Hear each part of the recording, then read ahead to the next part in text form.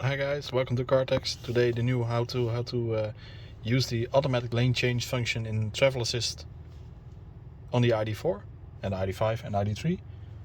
This car has the software 3.1, so the new software, which also makes it possible to autonomous change lane of the car. It's really easy. You only have to press the travel assist button, and in the next few seconds I will explain to you guys what to do next. It's really easy. The travel assist, when activated, gives the white arrow. If you use your indicator, it'll change lanes automatically. So not that easy. Use it again.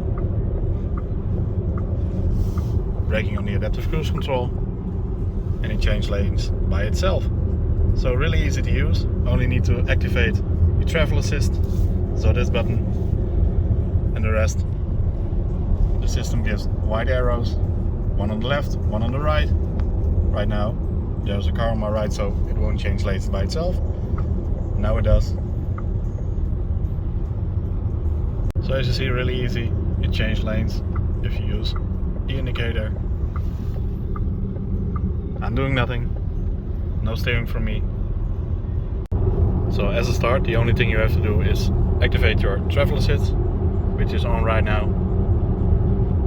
Use your indicator, and the car will steer itself into the lane next to you, if there's no car next to you, of course.